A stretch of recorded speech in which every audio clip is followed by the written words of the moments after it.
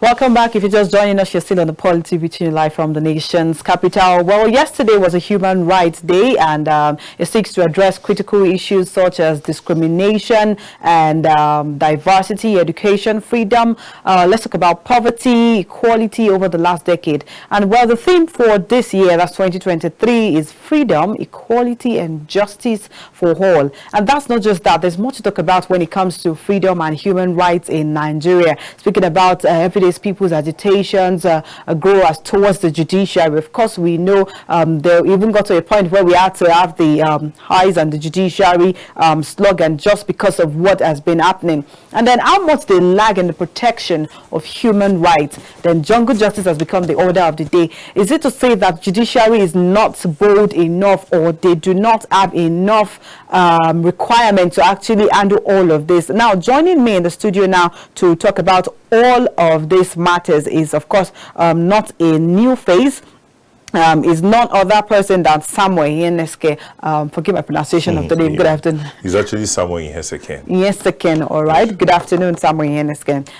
How are you? I'm fine, thanks. All right.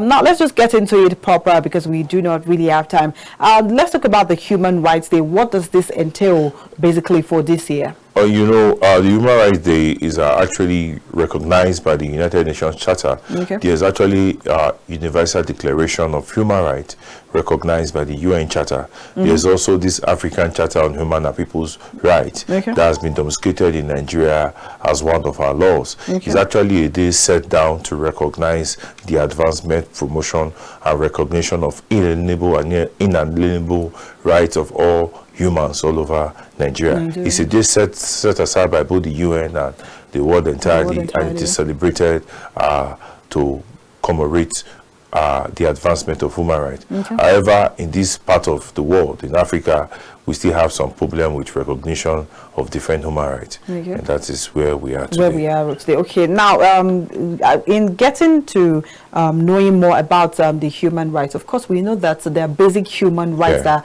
citizens are, of course, entitled to enjoy. Talk about basic rights to life, access to so many basic amenities. But then in treating the average Nigerian like they matter, what do you think needs to be done better? The problem of human rights as it comes to the African experiences, there's no sincerity of enforcement by the executive arm of government all throughout Africa.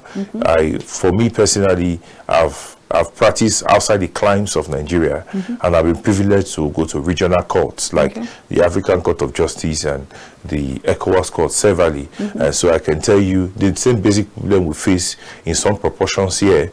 Other African countries, because sometime last year I was actually at the Economic Committee of the ECOWAS Court somewhere in Ghana, in Accra, and I saw a lawyer who came to postulate and advance the cause of his client in whom I heard the story he portrayed to the court in different narrative, and I even thank God the Nigeria experience has not gotten that bad, and whereby even the people who are trying to defend human rights did not become victims in that crime somewhere in Togo. And so it's a general problem when it comes to recognition, protection, and advancement of human rights. Is a very peculiar problem, and it has to do with the sincerity of the executive arm of government to actually put into place and to actually take steps to enforce the basic enshrined rights of all humans. It's actually constitutional by different acts, constitutional provisions of the African countries. These rights basically are what the citizens should enjoy. The freedom, so as to say. Speaking about freedom, sorry to Virgin, is it not? I'm trying to look for the perfect word to use, given that this is when there's Israel-Hamas war. Talk about the Russia-Ukraine war, and most of these people do not even have access to even things as moving freely to say, I want to walk from point A to point B, and then there's issue with that. But then it looks like even all of these acts and constitutions and whatever law that was made to guide and say, oh, let's humans be humans. Let us have basic, let's have rights to basic needs as even as, oh, let me be able to breathe. I mean, I saw a video yesterday of them trying to pull out a dead body of a baby from the grave from where one of the fights, of course, between one of these countries happened. And then it begs the question, do people actually follow this law? Because we still have that issue in Nigeria of eyes on the judiciary, because of course some persons have issues with the Nigerian judiciary saying, oh, they are not straightforward. Now let's relate it to the world at large. Does it look like Nigeria is actually following footstep of what is happening in the world? No, Nigeria is not. Nigeria's own situation of human rights recognition is a very unique one. And if when you say unique, I like you to emphasize that. When we say unique, it's Nigeria is the epicenter of human rights abuses in Africa. Yes, you know, the Nigerian army, something came up last week. People died by bombing, and questions were being asked, and people were being asked to keep quiet that this is just a bombing that just happened. However, this is not the first bombing. We have a more than total of recorded. There might be deniers from 2014 to, I saw Mr. Femi Falana chronologically illustrated it. From 2014 to this day, there are more than 6 bombing. 6 bombing. And when you look at it, in whatever sense you will call that, that has turned into a massacre within the definition of comparative international human rights standard. That is no longer just death or killing. That is no longer death. That is a massacre. So the thing about this whole thing is the means of engagement by the security agencies.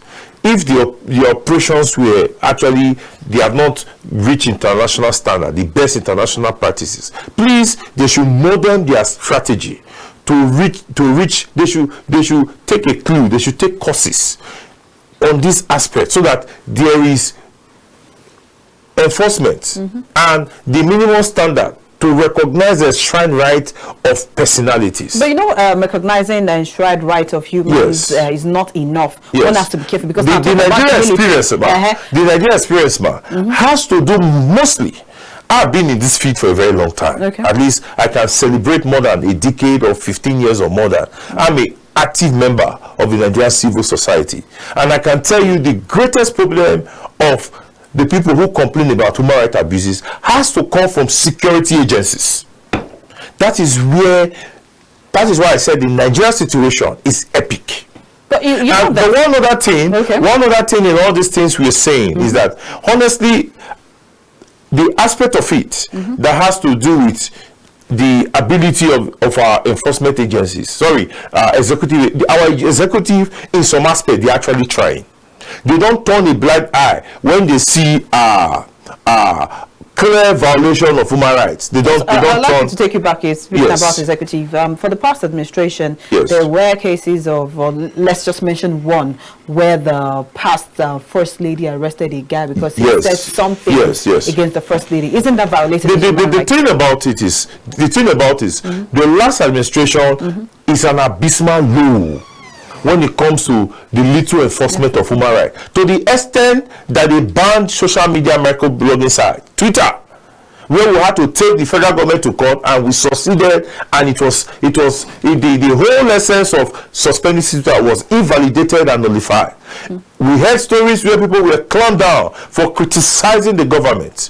But that one other thing, you should praise the Tinubu's government. I'm not holding brief for them. I'm not speaking for them. I think that aspect of what you were seeing in the last administration, the Tinubu's government have been able to curtail it to its barest minimum. They are not actually going out for activists and journalists and bloggers who criticize them, like the way they have very funny government. And one thing they don't understand is that they are out of power. And this is the right time. I urge everybody whose rights were violated by the last administration to go all out for them, to go legally, to go out for them, take them to court, drag them to international court, take them to panels, let them face the music of the violations they have done. So when you compare the last administration to this one is fairly doing better. But we hope we'll keep engaging them to see how basically they can recognize the enshrined rights of the citizens. In recognizing the enshrined right once again, there's something they've started saying from the last administration, that freedom of speech is allowed. Freedom after speech isn't guaranteed. I'd like to get your opinion. Yes, there is actually a problem Okay. When you say freedom of speech is allowed, what we don't seem to, I'm in it. So I can basically tell you, there's actually a section of our law whereby our political players, our political holders, people who feed their elites, they use in gagging, gauging, dealing with ordinary citizens. It has to do with Section 24 of the Cybercrime Prohibition Act, whereby the law is so vague and so unambiguous that anybody can just wake up one morning, who doesn't like your face, because of what you have said, will use it against you. However, what we should know is that the ECOWAS court in Serra versus Federal Republic of Nigeria has actually quashed, nullified that law as too vague and as a means of oppression of the ordinary people. So that law has been nullified. We are still hoping that the Nigerian government will actually obey that ECOWAS court judgment on that issue and cause an amendment by the Nigerian legislature to be done to that section, because that has been the rallying point whereby the government of the day, a lot of people are facing different charges, things that don't even ordinarily have to do with cyber stalking or cyber bullying, pursuant to that law. So that is where this whole issue of you don't have freedom of speech when after you make a statement is actually coming from. That is where this whole issue is actually coming. However, what we should also know is that the security agency should take note that that section of that law they use in trampling, dealing, and actually gagging activists, bloggers, and people who criticize them and expose their activities. Just before I came into the studio, I saw a memo that was shared on the human rights group that a particular police officer, because he has gone beyond the mandatory age of retirement, and a journalist is actually exposing. What he has to do is that the journalist is he's saying himself now in Kuje prison. And I looked at it, I said, we'll get to when we are done with this, we'll get to the root. So you see, it goes further to what I said. The question is one good thing about this whole thing is that there's social media. Once anybody feels your right is being breached, please feel free to put something on social media to draw attention. There should be numbers that people should be able to reach. Yeah, there are mediums. There are mediums. The Legal Aid Council for those looking for free legal services. There are appropriate agencies. The Human Rights Commission, I think they are trying to stand, who are also there, and the other bodies, civil society bodies, they can approach. So they should not be intimidated. They should not be intimidated. They should do, see, one other thing is that no matter how you want to do it, there must always be a victory and a progression from trampling of human rights. It might take some time, but the people might surely, or whatever it is, there must be a dawn at the end of the tunnel. So it's not something you should give up on. It's our right. It's actually constitutional guaranteed, but it should not be a means to commit a crime. There are limits to it.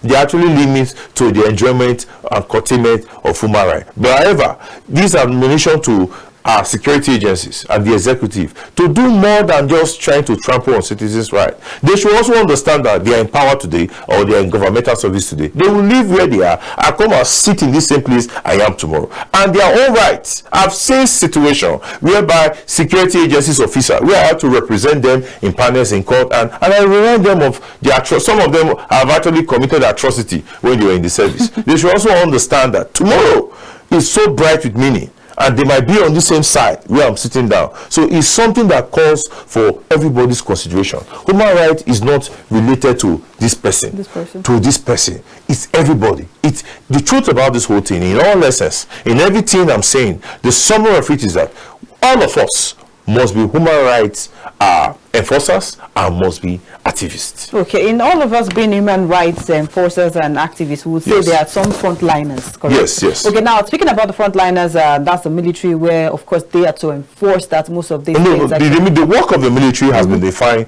by the Nigerian Army Act. Depending, you have the Nigerian Navy Act, you have the Nigerian Armed Forces Act. And there's a constitutional provision as to what the military should do. The enforcement of human rights is not the function of the military.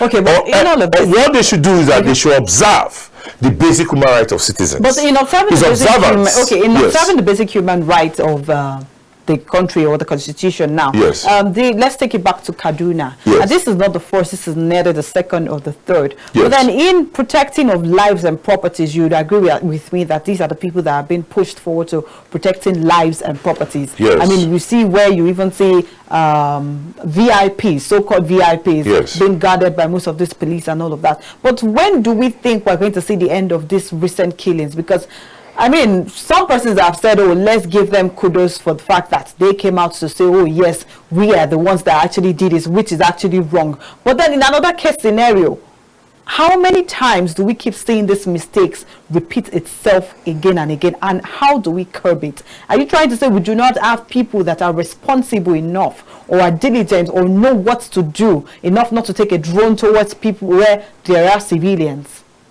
The thing about all this is it gets to the point where I mentioned. Okay. It's a dysfunctional system. Okay. You know, because I feel because several cases have happened in the past, and that is a shame to the last administration. Okay. With all due respect to whoever their handlers and them. Because things, but you know, one thing I must praise the Tinubu's government for. Okay. They came out to condemn it, and they went to tax. That is a departure from the past. That is a clear departure from the past. Before they just sweep it off the carpet, but the Tinubu's government came out and they are making concrete efforts to not just go and visit the victims, to see how succor and what can be done. I think this will be the last time the military will kill innocent citizens. Okay. I think they should draw a very clear lessons that their own life, their life do not matter than the citizens of their village. Okay. The same human rights and constitutional guidelines that applies to those people also applies to them. They should, for God's sake, these are human lives that are precious. One life is so important, more than $1 billion worth. So why will you take life indiscriminately? Okay. And however, the culprits of that, whosoever gave that order, they should not be they should face their what is called the court martial. That is in whatever you would describe, that is a massacre. You know, in the NSAS panel, they describe a massacre as the killing of not one, not two, not three. The killing of people combined that are more than 10 is actually a massacre. So what happened in Kaduna State whatsoever last week by the bombardment of a particular area is not just incidental killing. That is a massacre. Okay. And the Nigerian Army, beyond coming to acknowledge that they actually committed that heinous thing, they should go forward to compensate each person. They should go forward to compensate and make sure that modalities are set in place that such occurrence of such nature do not happen again. There are means of engagement. The world has moved beyond that. The world has actually moved beyond that. We should acknowledge that we are the pride of Africa. So things like this should not be heard coming from our military. Okay, all right. Finally, let's talk about the theme for this year, which is freedom, equality, and justice for all. The part that caught my attention is the justice for all, given the level of integrity, trust deficits Nigerians have with the Nigerian judiciary. What do you think can be done to revive the integrity of the judiciary in Nigeria? The Nigerian judiciary is actually discussion on it. If we want to go on it today, we are going to go a long road. The last time I came on your program, POLITY program, I explained a lot of peculiar circumstances. But the cure to reviving Nigerian judiciary, I can tell you categorically, the Nigerian judiciary, it will reform itself. That's the guarantee I can see.